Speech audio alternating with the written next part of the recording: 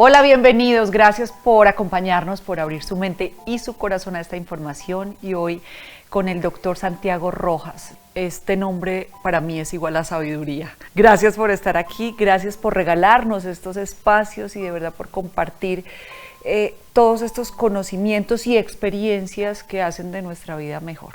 Muchas gracias. Dhyana significa ese estado de meditación. Está dharana, que es ese estado de atención, y dhyana significa ese estado de conciencia no dual, de unidad que hay en la meditación. O sea que este nombre es más sabiduría todavía, Dhyana. ¡Wow! Y además de eso es el tema que nos compete el día de hoy. Vamos a hablar de la conciencia. Antes de prender las cámaras decíamos que vivir conscientemente trae consigo una gran responsabilidad.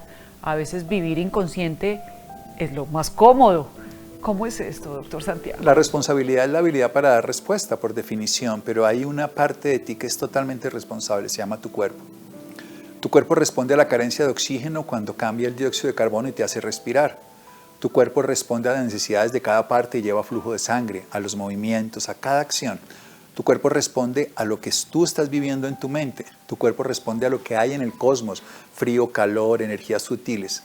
100% responsable. Y nosotros lo que hacemos es jugar la irresponsabilidad de no darnos cuenta de lo que está ocurriendo. Estamos en un lugar totalmente separados, que es nuestra mente, porque la mente está separada de la conciencia. La mente nos hace creer que somos unos seres, primero individuales, separados, y al mismo tiempo desconocemos lo que existimos. Hay una cosa que es muy simple. Miremos que la Tierra es parte del sistema solar, sin ir muy lejos. Y la Tierra no vive sin el sistema solar, no, depende 100% del Sol y de ese campo, la heliosfera que existe donde estamos todos metidos, y además existe, ese sistema solar es parte de algo mayor. Ahora que estamos con el James Webb estamos viendo la magnificencia del cosmos y lo ignorantes que somos de esa realidad. Entonces nosotros somos parte de algo más. Lo que pasa es que como tenemos una mente nos sentimos separados, porque además la mente interpreta la vida con base en los sentidos. Y tenemos unos sentidos que nos hacen ver separados. Yo veo a Dhyana allá y yo me veo acá. Mis gatos, por ejemplo, que viven en una finca como esta, ellos no tienen el mundo que conocen sino ese espacio. A ellos no les interesa ni qué es la China, ni Japón, ni nada. A veces nos pasa a los humanos eso, que solo lo conocido le damos el valor de realidad. Pero la realidad, el que no la conozcamos no quiere decir que no exista. Y la conciencia es esa capacidad de darnos cuenta. Puede ser una conciencia limitada, de darme cuenta de mis pensamientos, o una conciencia inclusiva que me hace dar cuenta de que me doy cuenta. Y esa es la conciencia que incluye a todo lo que existe en el cosmos. Llámese vegetal, mineral, animal y por supuesto humano. ¿Qué encierra vivir con conciencia? Es estarse dando cuenta de lo que eres. Y en ese momento que te das cuenta de lo que eres y de verdad te das cuenta, no hay un yo dominante, no hay una personalidad que sea capaz. Eso nosotros lo definimos, eso se llama atención inteligente o atención eficiente. Que la atención te permite darte cuenta, o sea, la capacidad que tiene el ser humano es de darse cuenta. Si uno lo mira, por ejemplo, hay zonas del cerebro, hay una que se llama el lucus cerúleo, que es una parte del cerebro que tiene unas específicas acciones no adrenérgicas para que tú pongas atención. Cuando estás en exceso de atención, terminas en alarma y terminas en estrés, pánico y todo. O sea que la gente piensa que es estar tenso para... No, es como estar mirando un paisaje. ¿Por qué pongo? Porque es la misma área cerebral que te permite tener atención. Cuando la sabes usar y hay una vía ascendente neurológica que te permite favorecer eso, si tú no la sabes usar, te tensionas tanto que te da pánico porque te sobrepasa una sola realidad. En cambio, la atención es como quien está mirando un paisaje. A mí me gusta hacer este ejemplo que es muy simple y estamos en un atasco de tráfico, entonces uno está dentro del carro. Si está en un atasco de tráfico dentro del carro, dentro del coche, está uno viviendo una tensión de no me muevo, quiero ir a algún lugar y no me siento cómodo. Si hay un vendedor ambulante, está feliz porque está vendiendo todo lo que quiere. Cada uno desde su óptica. Sí, pero si yo estoy en ese mismo escenario, pero en un lugar distinto que significa una montaña, por ejemplo, estoy en una casa en una montaña así, sentado, con los brazos cruzados, mirando el paisaje y mirando el atasco. Estoy viendo el atasco, pero no estoy involucrado ahí. Esa es la conciencia. La conciencia se parece más a Waze, que es la que está viendo toda la condición al mismo tiempo y no se involucra. Se da cuenta de cada uno de los movimientos, pero no está involucrado. Si yo estoy en mi carro y me limito a mi carro, estoy sufriendo, estoy viendo una separación dentro de un contexto. Pero si soy la conciencia, estoy viendo el Waze que integra todo lo que está ocurriendo en ese lugar. Lo más parecido que tenemos a la conciencia, hoy nos lo da la tecnología, pero por supuesto es mucho más, porque esa incluye otros alimentos de la naturaleza que el Waze no muestra, que solo nos muestra carros, entonces nos muestra vegetales, minerales, animales. ¿De qué depende? de que yo no me limite a creer, para mí la cosa más importante es que yo no me crea separado, que yo no me identifique con esto, que yo sepa que uso esto, como quien diría un actor que usa un personaje para interpretar la obra de teatro, pero es capaz de darse cuenta que solo está actuando. Y es tan consciente que actúa que lo hace muy bien, pero también es consciente que cuando deje de actuar lo puede soltar. Eso se llama personalidad. Personalidad viene de máscara, que es persona, que en la antigüedad los griegos se ponían en un teatro. Entonces había un hombre, entonces Diana, luego actuaba Santiago y se ponía una máscara y simplemente interpretaba ese personaje. Cuando yo estoy contigo actúo como Santiago, pero cuando no esté con nadie no debo sentirme Santiago, para que pueda haber una conciencia que integra eso. Si no, me identifico tanto que después no me puedo quitar la máscara e incluso antes de dormir creo que soy Santiago y cuando viva la vida todo el tiempo sufro las cosas de Santiago. Si yo sé que Santiago ahorita está actuando en este programa de televisión, hace lo que tiene que hacer, pero cuando me salga de aquí no lo necesito, me sobra, me pesa y me abruma. Por eso es bueno aprender a tomar distancia, quitármelo todas las noches y usarlo cuando lo necesite y volverlo a dejar como el actor hace con su personaje. Es decir que tenemos máscaras para los diferentes entornos o escenarios de nuestra vida. Mi máscara de Diana cuando soy mamá o cuando soy esposa, claro, o cuando estoy en mi trabajo, cuando tengo una reunión de negocios. Eso no significa ahora que digan, es que somos falsos por naturaleza. No. Somos coherentes porque estamos actuando de acuerdo a la necesidad del momento. A ver, esa misma, te lo voy a explicar. Cuando tú te vas a quedar dormida aquí, ¿de qué te sirve la Diana que está aquí sentada? De nada. Ni siquiera la ropa que tiene, ni los zapatos. Tú tienes que despojarte. Antes incomodan. Claro, tienes que despojarte y de muchas cosas más. Ahí no importa si tu pelo está volteado para acá, si la pestañina está así, miles de cosas que en la Diana de aquí se importan. Si tú eres capaz de que te importe en este momento y no te importe al otro lugar, estás siendo consciente de cada momento. Pero si tú estás sufriendo en esa Diana de que te vas a dormir, la Diana de ahora, o la de ahora está preocupada por la que se va a dormir, se perdió la oportunidad. La coherencia está en que seas consciente en ese momento de esa disponibilidad que tienes de ejercer ese don en ese momento. Es como si estamos hablando aquí en español, tu coherencia es que hablemos en español. Pero si tú estás haciendo esto en Alemania y hablas en alemán, pues no tiene coherencia que estés sufriendo por el español, porque tu coherencia, tu conciencia estaría en el alemán.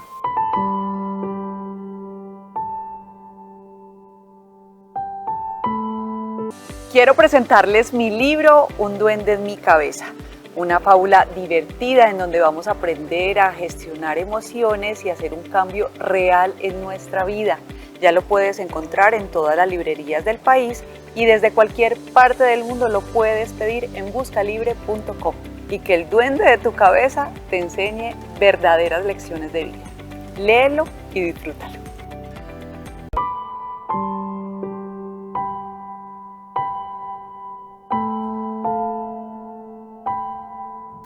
La conciencia tiene que ver con el vivir lo que tienes que vivir en determinado momento. Claro, suena como tan fácil, pero así es. No, es que es así de sencillo.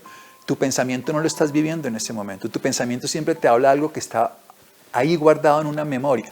Te lo explico manejando carros, que por eso me gusta usar esas simbologías, porque la gente conoce Waze y maneja todo esto.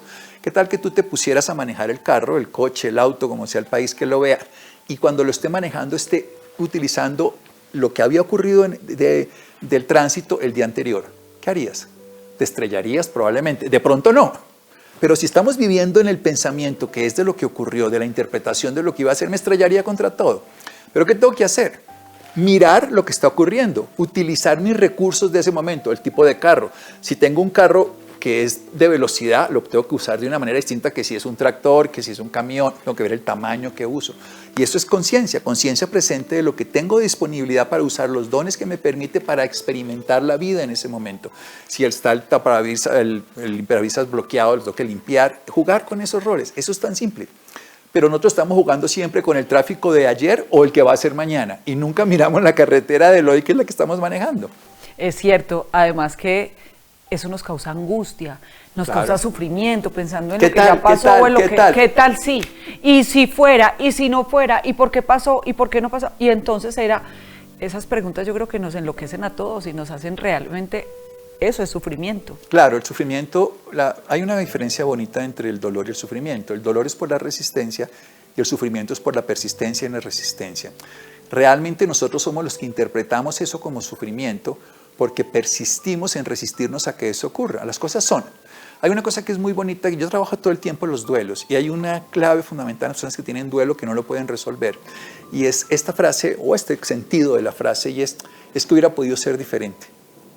Es que si ella no hubiera hecho eso, si yo no hubiera hecho esto, y ahí nos quedamos en una condición de incapacidad y de limitación, porque estamos viviendo una expectativa que no se puede solucionar y que además no tenemos argumentos para transformar. La conciencia te permite diferenciar tres cosas que son fundamentales.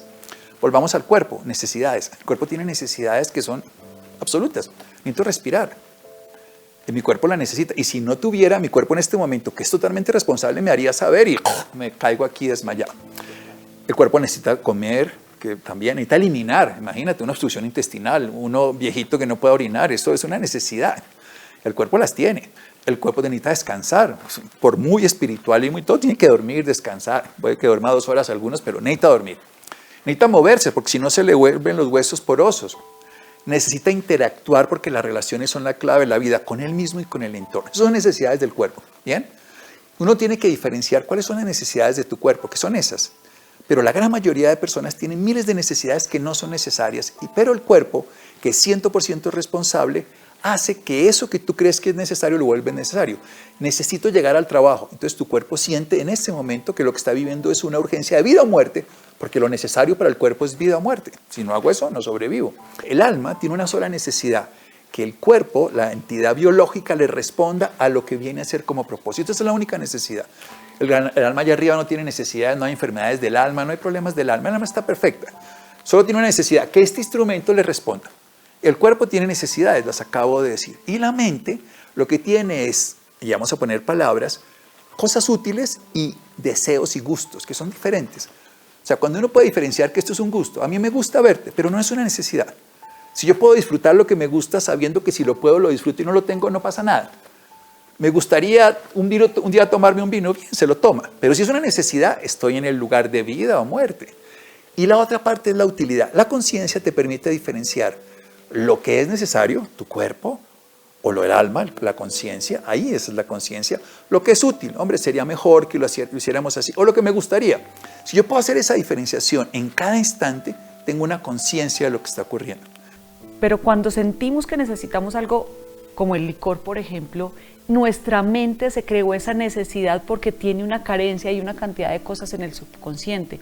Y eso es lo que realmente entonces me lleva al sufrimiento. Sí, claro, porque ahí tú te quedas sin una hipótesis de que sin eso no estás bien. Porque como el cuerpo es 100% responsable y el cuerpo no tiene ironía, y el cuerpo no tiene esa capacidad de ese discernimiento nuestro.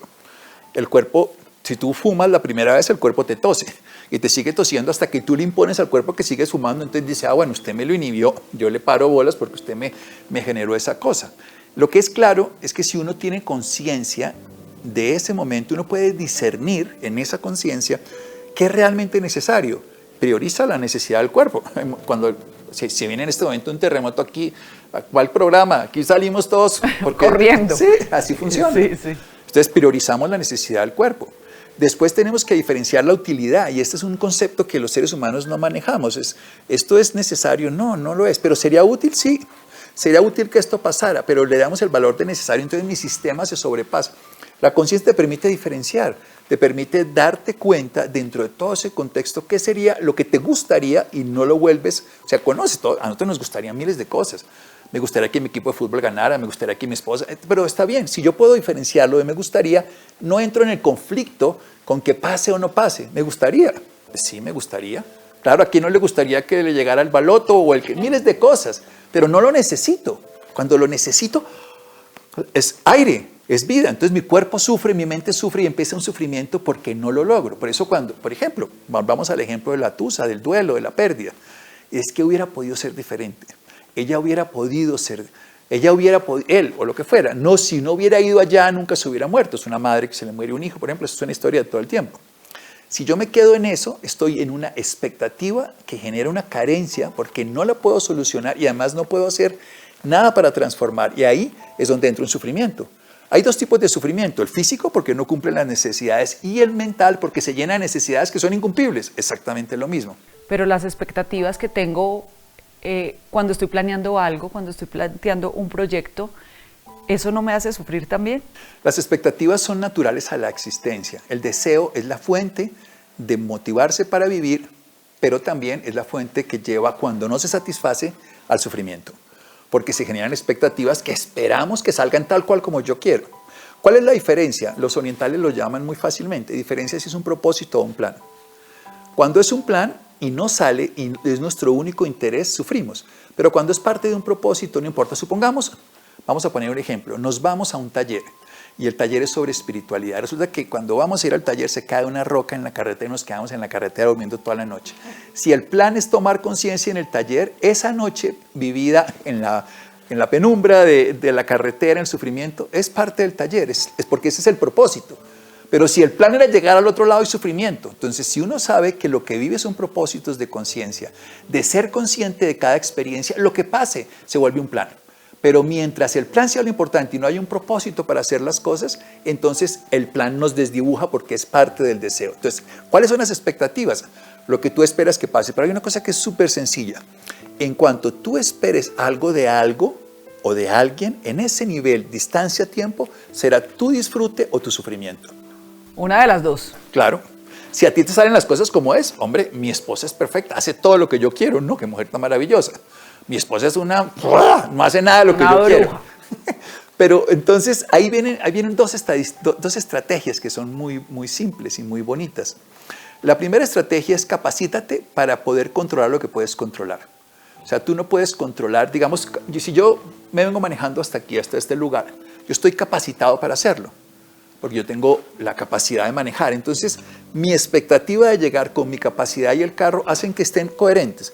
El problema es que si yo tengo la expectativa de que yo pueda correr con ese mismo carro en la Fórmula 1, esa expectativa es desproporcionada, pero hacemos eso, ¿no? Queremos la mujer perfecta, pero somos tan ideales, queremos el no sé qué, pero somos tan... No. Entonces tenemos que primero capacitarnos a ejercer un control de manera adecuada sobre lo que tenemos de expectativa, porque tenemos expectativa. Yo vine acá con la expectativa de llegar, no vine aquí con la expectativa, pero ¿era útil? Sí. ¿Necesario? No. Si no hubiera llegado por lo que fuera, no pasaba nada de necesidad. ¿Me hubiera gustado? Sí. ¿Y me gustó? Sí. Y aquí estoy y lo estoy disfrutando. Si yo puedo hacer esa diferencia es que dejo de sufrir, porque no estoy sufriendo la expectativa, las expectativas no se sufren. Se sufren es que lo que yo espero desde mi perspectiva no se da como yo quiero. Y aquí viene la otra cosa, que es todavía más simple y que a la gente le cuesta trabajo. Es comprender la condición de la liberación. Vamos a explicarlo de esta manera. Cualquier cosa que ocurre en la vida tiene tres escenarios posibles. Vivirlo como pérdida, vivirlo como adaptación o vivirlo como liberación. A veces a uno se le va la pareja y es una liberación. ¡Oh, sí! ¡Qué maravilla! Se fue el monstruo. O a veces lo puedo vivir como pérdida, o a veces lo puedo vivir como adaptación. Generalmente esas tres cosas se viven solamente cuando pasa un tiempo vivimos la liberación. Pero cuando uno se libera de algo es una maravilla, el soltar. Esa es la experiencia más bonita de la vida, aprender a soltar. De hecho, los placeres de la vida son siempre soltando. La deposición, la eyaculación, todo soltar. Quitarse la carga del peso, quitarse la ropa antes de dormir. Todo eso es la mayor experiencia de disfrute de la vida. Entonces, cuando uno puede vivir cualquier experiencia soltando la pretensión de lo que ocurre, disfruta lo que está ocurriendo. Me explico. Si yo busco ahí viene el error, que la expectativa tenga un resultado. Pero si la expectativa es la experiencia, no importa el resultado. Un niño se va a un parque de diversiones el domingo y su expectativa es estar haciendo en el parque de diversiones, no el resultado de que termine la experiencia. Fíjate que cuando uno se monta en una montaña rusa y la expectativa es que se acabe, sufre. Cuando la expectativa es experimentar lo que está experimentando, goza. Ese es el gran error, que la expectativa esté determinada por un resultado esperado. En cambio, la expectativa es como cuando uno es, y por eso los orientales lo dicen de una manera muy bonita, ten modo turista, no modo ejecutivo para la vida. Modo turista es, mi expectativa hoy es gozarme el día en la playa, está el restaurante cerrado, me voy al de al lado, está cerrada la carretera, me voy caminando. Ese es el modo turista, estás disfrutando lo que está ocurriendo porque tu expectativa está basada en la experiencia, no en el resultado. El error siempre está en que dependa del resultado y que sea igual a lo que yo espero. Por eso es, ¿cómo lo solucionamos de fondo? Volviendo en un propósito la vida. Mi propósito es experimentar la vida. El plan que se dé será parte de eso.